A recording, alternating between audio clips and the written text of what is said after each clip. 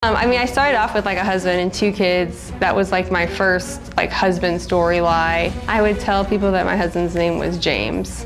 You are a parasitic psychopath.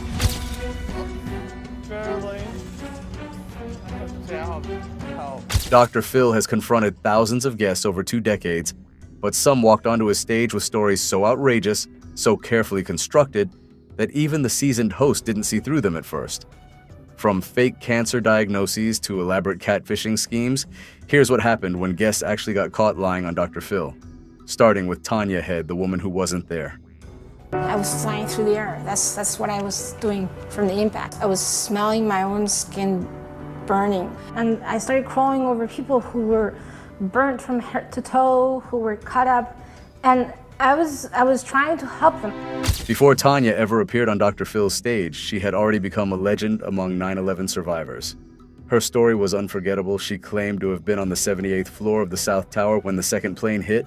She said she was badly burned, her arm severely injured, and that a dying man gave her his wedding ring to return to his widow before he succumbed to his injuries. She spoke of losing her fiancé, Dave, in the North Tower that same day. I was on the South Tower, and I lost my fiancé that day. The survivors believed every word.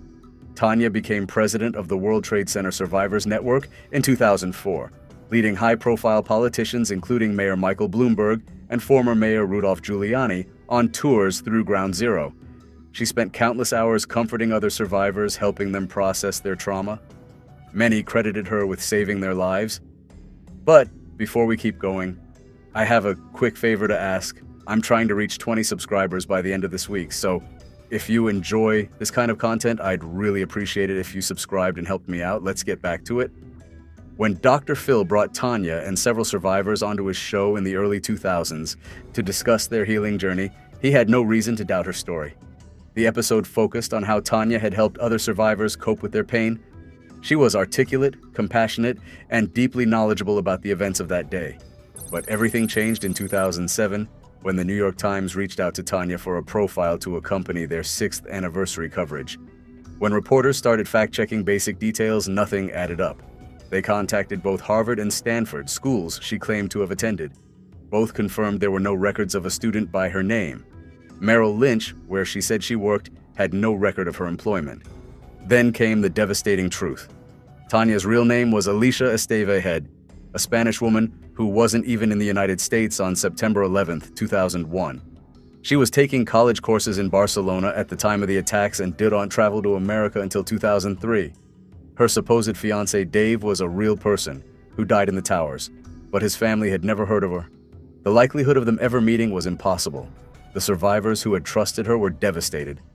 Linda and Jim, 2 survivors who considered Tanya their closest friend, felt utterly betrayed. They had poured out their hearts to someone who had fabricated the entire foundation of their relationship. After the exposure, Tanya disappeared from public life.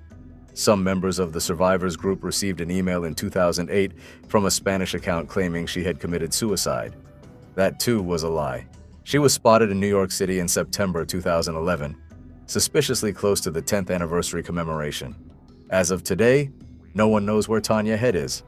Many worry she may be involved in yet another elaborate scam.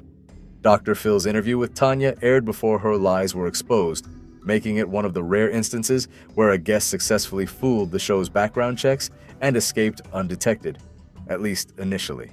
If Tanya Head showed how far someone could take a single lie, Sarah DeLashmit from Highland, Illinois, proved that some people can't stop lying no matter how many times they're caught.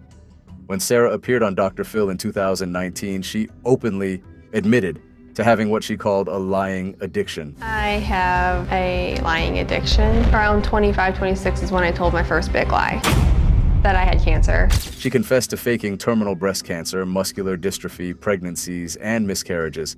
She even invented an entire husband and children. Sarah told us she did have a husband, James, as well as a 15-month-old daughter named Mindy. Growing up, you want to have that perfect life, so me? Sarah told Dr. Phil. All my friends were getting married, it made me feel left out. Sarah said her first big lie came in her mid-20s when she claimed to have terminal cancer. She joined online support groups, posted photos asking for prayers, bought wigs and a wheelchair to convince people she was dying. She attended a camp for adults with disabilities pretending to have muscular dystrophy, and needing assistance to dress and bathe. On the show, Dr. Phil brought out 3 of Sarah's former friends, Liz, her husband Brian, and Bethany, who had served as Sarah's caregiver during the camp. It was the first time they saw her walking with her real hair. "I don't even believe a word you're saying," Liz said when Sarah apologized, claiming it was a compulsion she couldn't control. But here's where the story gets worse. Sarah hadn't just lied for attention, she had scammed people out of money and expensive gifts. While faking stage 4 breast cancer, she attended an event and received a $4,500 triathlon bike. Neighbors reported seeing FBI investigators come looking for it. Dr. Phil tried to get to the bottom of why Sarah lied so compulsively. Michelle, a real breast cancer survivor who had befriended Sarah, confronted her on the show. "You are a parasitic psychopath," You are a parasitic psychopath. Michelle said, her voice shaking with anger. "You need to pay for what you have done. The law needs to come after you. You are worse than cancer." You need to pay for what you have done. The law needs to come after you. You are worse than cancer. Dr. Phil's assessment was blunt. He believed Sarah showed no real remorse and was simply playing another role, this time as the reformed liar seeking help. The show aired Sarah's confessions, but the legal consequences came later. In 2020, Sarah DeLashmutt was indicted on federal charges of mail fraud, wire fraud, and aggravated identity theft. According to charging documents, she had used her fake diagnoses to solicit donations and expensive gifts from multiple organizations and individuals over several years. Sarah's case showed that appearing on Dr. Phil and coming clean wasn't about taking responsibility. It was just another performance in her long history of deception. Now the guy behind the catfishing scam is actually recreating the voice he says he used to enrapture Teo for months. In January 2013, one of the biggest sports scandals in history exploded across headlines. Manti Teo, a star linebacker for Notre Dame, had dedicated his senior football season to his grandmother and his girlfriend, Lene Kekwa. Manti Teo, the star linebacker for Notre Dame, enduring the death of both his grandmother and then his girlfriend, Lene Kekua, within just 6 hours. Both of whom had died on the same day in September 2012. His story of playing through grief touched millions. Then Deadspin published an investigation revealing that Lene Kekua never existed. She was a complete fabrication created by Ronaya Tuiasosopo, an acquaintance of Teo's. Dr. Phil scored an exclusive interview with Tuiasosopo in January 2013, and what emerged was one of the most bizarre confession segments in the show's history. Tuiasosopo, 22 at the time, told Dr. Phil that he had created the fictional Lene Kekua online and had carried on a romantic relationship with Teo for over 2 years, using a female voice. You are the other person on the other side of this relationship that has identified yourself as Lene Kekua. Is that correct? Yes, that's correct. Here we have a young man that fell deeply romantically in love. Dr. Sandrihia, the daughter, Dr. Phil told NBC's Today Show after the interview. I asked him straight up, "Was this a romantic relationship with you?" And he says, "Yes." I said, "Are you then therefore gay?" What? And he said, "When you put it that way, yes." And then he caught himself and said, "I am confused." The most shocking part came when Dr. Phil challenged Tuiasosopo to prove he was actually the voice behind Lene Kekua. Teo had spent hours on the phone with Lene, and audio experts who reviewed the voicemails for ABC News concluded it was a woman talking. He did the voice. Hey babe, I'm just calling to say goodnight, and I love you. Much of this relationship you had was on the phone, Dr. Phil said. Let me hear that voice. If that is you on those voicemails, then prove it. If that is you on those voicemails, then prove it. Initially, Tuiasosopo refused. I can't, even if I tried, he said. There's a whole lot that went into pushing me to do something like that. Even if I tried, it doesn't come off right. I don't feel comfortable at all doing this, on TV. Okay. But eventually, Tuiasosopo agreed to recreate the voice behind a privacy screen in an audio booth. He read transcripts of actual voicemails that Lene had left for Teo, including tearful messages. Dr. Phil sent one of his producers to Tuiasosopo's home, where he used the producer's phone to call back to the show and do the voice from his natural environment. So to eliminate any doubt, I sent my trusted and experienced producer to his home to get one last sample. Hey, babe. I'm just calling to say goodnight. I love you. I know that you're probably doing homework or with the boys. I love you. Patty. Dr. Phil's 3 audio experts confirmed that Tuiasosopo was indeed capable of producing the voice. It was real. Ronaya Tuiasosopo had successfully impersonated a woman for over 2 years, fooling not just Tio, but everyone who heard Lene's voice. Tuiasosopo explained that he killed Lene because Teo had told her he didn't need her anymore and had been talking to other girls on Skype. The fake death happened to coincide with Teo's grandmother's actual death, creating the tragic narrative that captured national attention. "I poured so much into Lene," Tuiasosopo said, crying. "I was crying that morning, hurt emotionally." The hoax had devastating consequences for Teo. He was expected to be picked in the first round of the 2013 NFL Draft, which would have meant an average contract of $11.1 million. Instead, the controversy caused him to slip to the second round, where the average contract was $4.3 million. He spent the first 3 years of his NFL career suffering from severe anxiety. Tuiasosopo's parents appeared on the show and said they had no idea about the hoax until Ronaya confessed everything to them. His father was particularly shaken, recalling the specific times and locations where abuse that Ronaya referenced had occurred.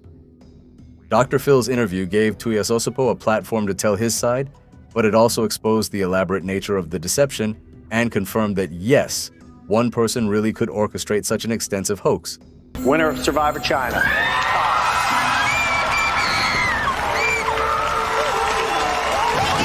Not all lies on Dr. Phil are about fabricated identities. Sometimes the biggest deceptions happen behind the scenes and the lies come from all directions. In 2013, Todd Herzog, who had won CBS's Survivor China, appeared on Dr. Phil seeking help for his alcoholism. According to a 2017 investigation by Stat News and the Boston Globe, Herzog arrived at the studio sober after a 2-day detox at a hotel provided by the show. But when he got to his dressing room, Herzog says he found a bottle of vodka waiting for him. He drank it. Then someone handed him a Xanax to calm his nerves, he claimed. During the taping, Herzog had to be carried onto the set. He registered a blood alcohol content of .263, more than 3 times the legal limit in California. The episode that aired showed Dr. Phil confronting an extremely intoxicated Herzog, using him as an example of how bad alcoholism can get. What viewers didn't know was the backstory Herzog later revealed about what happened before he walked onto that stage. Martin Greenberg, director of professional affairs at the Dr. Phil Show, called Herzog's claims absolutely, unequivocally untrue. The show's official statement said, "The show does not give drugs or alcohol to the guests, and any suggestions to the contrary is errant nonsense." When asked if the show had a responsibility to monitor guests with substance abuse problems, Greenberg initially said, "No, of course not. It's a television show." He later changed his stance multiple times, eventually claiming Herzog was medically supervised the entire time by personnel from a treatment center. However, the executive director of the treatment center that Herzog went to after Dr. Phil contested that claim, saying his staff did not supervise Herzog in Los Angeles and that doing so would violate their licenses. "I honestly regret ever having done it," said Steve Thomason, the treatment center director, referring to his participation with the show. Herzog wasn't the only guest who made these allegations. The STAT/Boston Globe investigation found that multiple guests claimed show producers had facilitated their access to drugs and alcohol. One mother said a producer took her daughter to Skid Row to buy heroin in 2016. Another guest said a producer told her to go to Skid Row for drugs in 2012. The lies in these cases were multi-layered, guests lying about their sobriety, and allegations that the show itself was lying about the level of care and supervision provided to vulnerable people with addiction issues. What connects these cases isn't just that guests lied to Dr. Phil, it's how long some of these lies went undetected, and how the show itself became part of the story. Tanya Head built an entire identity on a lie, and became a trusted figure in the survivor community before anyone questioned her story. Sarah DeLachmitte openly admitted to compulsive lying on national television, yet continued to deceive people even after her confession, ultimately facing federal charges. Ronaya Tuiasosopo created one of the most elaborate catfishing schemes in history and proved it was real by demonstrating the voice on Dr. Phil's own stage. And in Herzog's case, the question became whether the show prioritized dramatic television over the well-being of someone who came seeking help. Dr. Phil's show has featured treatment facilities in exchange for their purchase of a VR product launched by Phil McGraw and his son Jay, according to investigations. The program, called Dr. Phil's Path to Recovery, costs treatment centers between $3,500 and $7,000 per month. One sales representative allegedly told a potential customer that centers using the product would be a go-to resource for the show. The show denied any link between appearances and product purchases, stating that only 2 of the more than 20 centers using the product were featured on the show in 1 year. These aren't the only guests who have been caught lying on Dr. Phil, but they represent the most documented and consequential cases where deception was definitively proven. Tanya Head remains in hiding, her location unknown since 2011. Sarah DeLashmit faces federal charges and potential prison time. Ronaya Tuiasosopo, who now goes by Naya Tuiasosopo and identifies as a transgender woman, struggled to find employment after the scandal and eventually participated in a 2022 Netflix documentary about the hoax. Todd Herzog successfully completed treatment and has been vocal about his experience, both the alcoholism and his allegations about what happened backstage. What makes these cases particularly fascinating is how each guest's deception served a different psychological need. Tanya Head craved validation and acceptance from a community bound by shared trauma. Sarah DeLashmit wanted the attention and sympathy that comes with being perceived as a victim of terrible circumstances. Ronaya Tuiasosopo was exploring identity and seeking connection in ways that spiraled far beyond his control. What these cases teach us is that even trained psychologists and producers with extensive background checking capabilities can be fooled by a really good liar. Or sometimes the truth is more complicated than anyone wants to admit, especially when ratings, product sales, and public perception are on the line. The show ran for 21 seasons before ending in 2023, featuring thousands of guests. But these particular liars stand out not just for what they claimed, but for what happened when the truth finally caught up with them. Some faced legal consequences, others simply disappeared. But none of them found the help they claimed to be seeking when they first walked onto that stage, and that might be the most uncomfortable truth of all.